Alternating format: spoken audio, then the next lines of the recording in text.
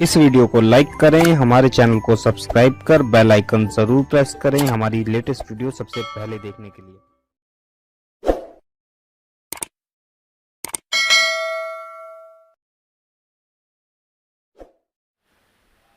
अरे दौलते कौनैन घर में है, लेकिन तू महसूस तो कर।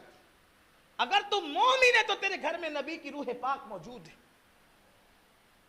अब जिस घर में पिक्चर बज रहा हो, जिस घर में ज़िना के मनाजिर देखे जा रहे हो, जिस घर में हीरो हीरोइन का नंगा नाच हो रहा हो, बड़ी बड़ी टीवियां लगा रखी हो, लोग कहते हैं यार अमीनुल कादरी की फिक्र भी समझ में नहीं आती, लोग चांद पर जाकर आ गए, ये अभी तक टीवी का रद्द ही कर रहा है।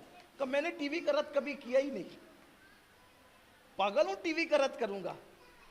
मैंने टीवी का रद्द कभी नहीं किया, मैंने टीवी के अंदर दिखाए जाने वाले मनासिर का रद्द किया है। बेवकूफ हूं कलम को बुरा कहूं, कलम थोड़ी बुरा है।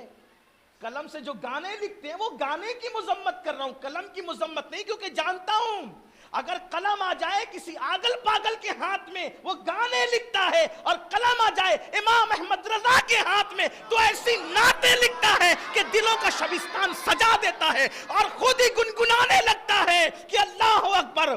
कहते और बड़े मजे में कहते हैं कि नहीं हिंद में वासिफे शाहे हुदा, मुझे शौक़-ए तबे रजा की कसम।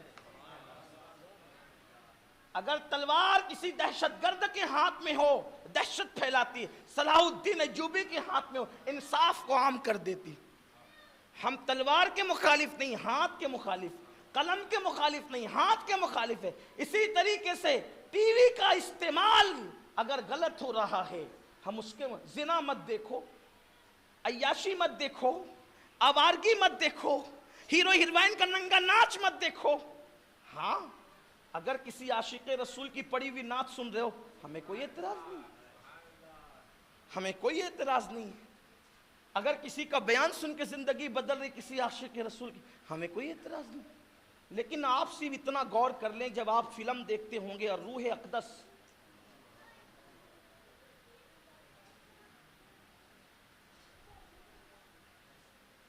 मैं क्या कहूं इस पर, मुसलमान से बढ़कर भी कोई हुजूर की बेअदबी कर रहा है?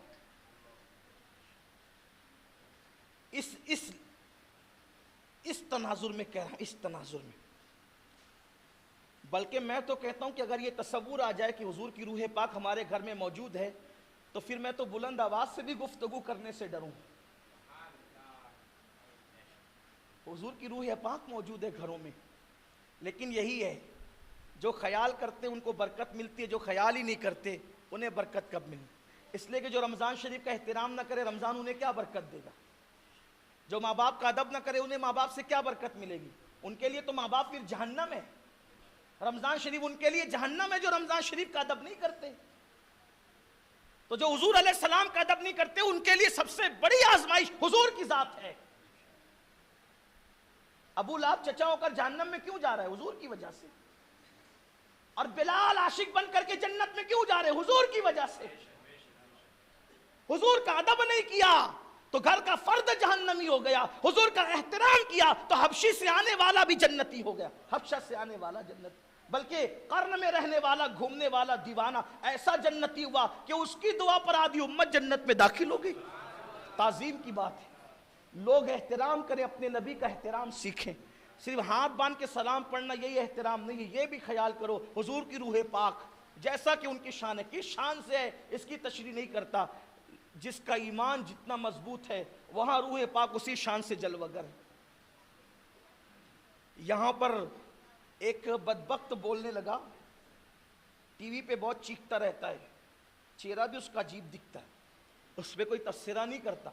बाकी ये देखो सुन्नियों को, ये भी कहते हैं कि नबी हमारे घर में उनकी रूह पाक मौजूद। हालांकि मुल्ला अली कारी ने इसको लिखा है, शार बुखारी मुल्ला अली कारी, बहुत बड़े आलिम है, उन्होंने लिखा, शिफा की शरह करते हुए लिखा, और कहा कि जब तुम्हारे घर में नबी मौजूद है तो फिर तुम ये क्यों कहते हो मेरे आका आओ कि मुद्दत हुई है तेरी राह में अखियां बिछाते बिछाते।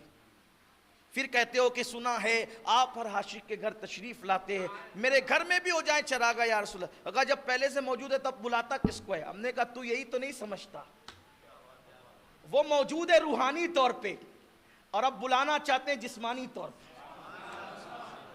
اور وہ کرم فرمائے تو پھر جسمانی طور پہ آ بھی جاتے ہیں۔ مولانا جامی نے کہا ہے چو سوے من گزر آری منے مسکیز ناداری، چو سوے من گزر آری منے مسکیز ناداری، فدائے نقش نالینت کنم جا یا رسول اللہ۔ یا رسول اللہ اگر آپ میرے گھر آئیں گے، اور میں تو غریب آدمی، میں کیا کر سکتا، مسکین آدمی، میرے پاس تو کچھ ہے نہیں، میرے پاس تو کچھ، دیکھو آ گئی نا وہی بات جو میں نے کہا تھا کہ عاشق کو غریب کہوں تو کس منہ سے کہوں۔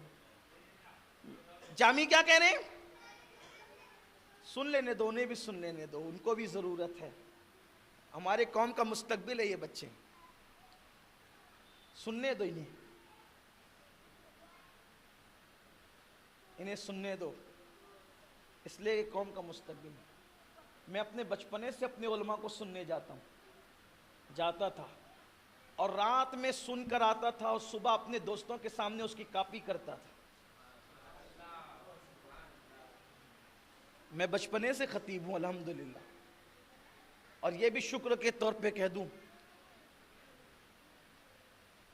کہ کسی نے مجھے خطیب بنایا نہیں۔ جن علماء کی گفتگو میں نے سنی اپنے بچپنے میں، صبح کو میں ان کو لوٹا دیا کر من و ان۔ اللہ تعالیٰ نے مجھے اتنا حافظہ دیا تھا بچپنے میں کہ ان کے انداز کے، ان کے ہاتھوں کے، ان کی آنکھوں کے، ان کے بولنے کے سیم اشارے میں لوٹاتا تھا۔ اب میرے دوست سنتے تھے، میرے محلے کے ساتھی، میرے اسکول کے ساتھی، بیچارے پہلے سے برداشت کرنے کے عادی تھے، بلکہ بعد میں جب عمر کچھ بڑی ہوئی تو ان سننے والوں میں ہمارے برادر امتیاز بھائی بھی موجود تھے۔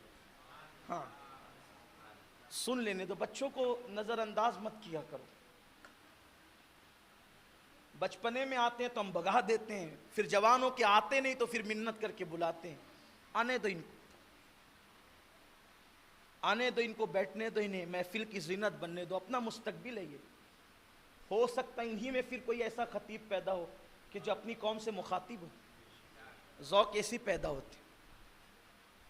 تو علامہ جامی کہتے ہیں چوسوے من گزر آری منے مسکیز ناداری۔ یا رسول اللہ اگر آپ میرے گھر آئیں گے، میں تو مسکین آدمی ہوں، میں کچھ رکھتا نہیں، فقیر آدمی ہوں، میں کیا آپ کو پیش کروں گا؟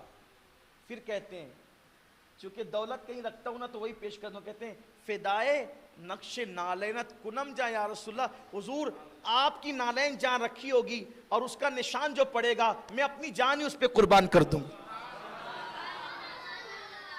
آپ آئیں تو صحیح نا، آپ آئیں تو صحیح۔ تو حضور کی روح پاک گھر میں موجود ہے۔ بات دور نکل گئی، عرض یہ کر رہا تھا کہ اس کا ہمیں بہت خیال کرنا چاہیے، حضور کے دل کو تکلیف نہ۔ تو گناہ اس کی نحوست نسلوں تک پہنچتی، یہ بات کر رہا تھا۔ تو طاعون کی وبا پھیلی، اللہ کا حکم ہے کہ بھاگ کے نہیں جانا بیماری سے ورنہ موت تو آ کے رہے گی۔